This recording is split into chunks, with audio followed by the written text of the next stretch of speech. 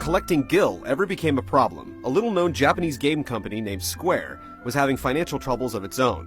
In 1987, they began facing off against another worldly evil known as bankruptcy. After only a few years of development by itself, and under the Disc Original Group collaboration, Square's bottom line was rocked by a string of unsuccessful titles, including The Death Trap, Cruise Chaser Blasty, Alpha, King's Knight, and an alien side-scrolling shooter. Even North American hits like Rad Racer and 3D World Runner were barely enough to keep the company afloat. With the resources for one last effort, Square's Director of Planning and Development, Hironobu Sakaguchi, was given the terrifying task of making a game that could save Square's dwindling future in the industry. When asked what type of game he would like to make, he replied, "I don't think I have what it takes to make a good action game. I think I'm better at telling a story."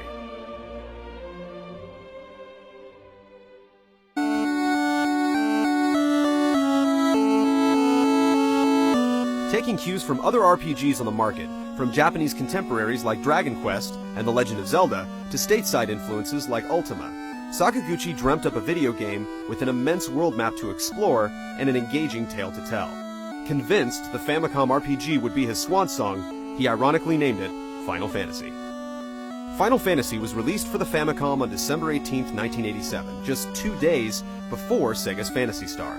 It was directed by Sakaguchi himself, with character designs by rising manga artist Yoshitaka Amano, and music by Nobuo Uematsu, a veteran video game composer who lent to the project his 16th video game score.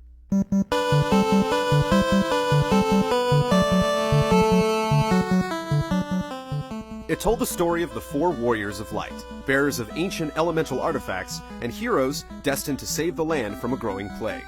Despite crystals eventually becoming the central theme of the sprite-based Final Fantasies, the original quest involved retrieving 4 orbs. The only crystal mentioned in the English version was the wizard Matoya's missing eye. The plot sent the 4 light warriors to hunt down the 4 fiends, demons responsible for plunging the world into darkness. This led them to Lich in the Cavern of Earth, Keri in the Gurgu Volcano, Kraken in the Sea Shrine, and Tiamat, high above the Mirage Tower in the Floating Sky Castle.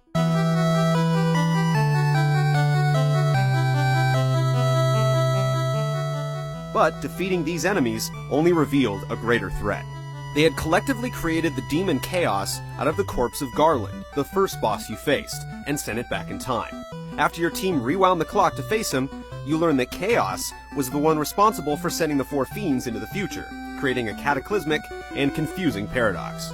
Once Chaos was crushed, the world righted itself, and the heroes returned home. The story was epic for its time, but far from the gripping, dramatized narratives the series would eventually become known for. Instead, the focus was more on creating a deep, fulfilling, and highly customizable RPG gaming experience. You could name your characters, but with only 4 spaces available, you were essentially playing out one of 6 different archetypes: White Mage, Black Mage, Red Mage, Thief, Fighter, which later became Warrior, and Black Belt, which later became Monk, allowing for 30 possible group combinations. Your characters battled for money and experience points, powering up to a max level of 50. After a trip through the Castle of Ordeals and a visit to the Dragon King Bahamut, players could graduate their characters to superior jobs, including White Wizard, Black Wizard, Red Wizard, Ninja, Knight, and Master. These optional class upgrades were a first for the genre, and allowed the use of advanced spells and items. The majority of Dragon Quest and Ultima encounters were one-on-one, but in Final Fantasy, you could unexpectedly face off against up to 9 varied enemy types. These encounters were random, whether you accidentally stumbled across a band of wily imps, or intentionally stepped forth to retrieve a sacred treasure. Most RPGs displayed their combat engine in first person, but Final Fantasy was the first game to show the heroes on the right side of the screen opposite their opponents on the left. That way you could visibly see who is attacking who on both sides. Primitive as they may appear now, Final Fantasy's battle animations were some of the most advanced graphical effects gamers had ever seen before. There were 8 levels of either black or white magic to learn, with 4 spells available within each. Mages could only learn 3 spells per level, forcing you to choose carefully. In an awkward time before mana or magic points, spells could only be cast if they had charges available. there were no ethers or elixirs, and only houses and inns restored charges. To see the world, players had to traverse an overworld map of 3 large continents, stopping to explore a multi-level dungeon, castle, cave, or rest at a friendly town's inn and shop at its stores. The planet-wide expedition became easier to manage once your party came in control of a boat, a canoe, and eventually an airship.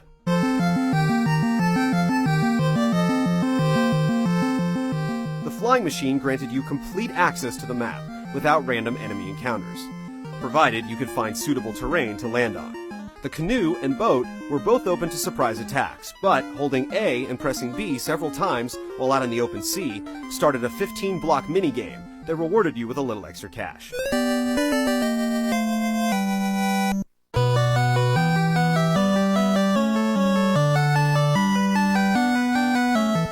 Final Fantasy had an extensive musical score for its day, with almost 20 different tracks playing out over the course of the game.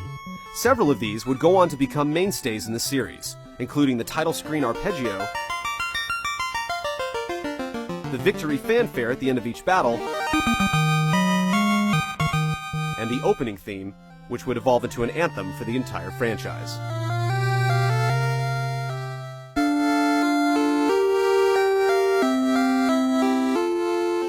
Final Fantasy was not an easy game. You could only save in inns or by using houses, and doing so didn't remove status effects like poison. Fallen allies could only be revived with the White Mage life spell, or by using heart-shaped clinics, which were cross-shaped churches in the Japanese version.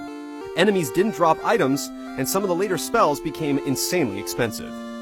And then there were ineffective attacks, meaning if one of your party members killed an enemy before the others got a chance to take a shot at him, their moves, or even their magical charges, would be wasted. The monsters would also jump from being a walk in the park to a virtually impossible deathmatch at a moment's notice, and Square would tweak each upcoming sequel in an attempt to balance the overall difficulty level.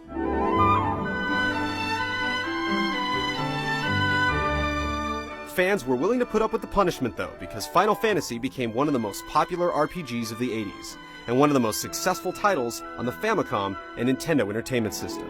It planted a seed that flourished into a lucrative series, one that as of last year had sold more than 68 million units worldwide. Final Fantasy has been repurposed for other consoles at least 7 times, more than any other role-playing game. These include the American port in 1990 and upgrades for the MSX, WonderSwan Color, PlayStation 1, Game Boy Advance, mobile phones in Japan, and last month, the PlayStation Portable, giving credence to Sakaguchi's crew that their fantasy was anything but final.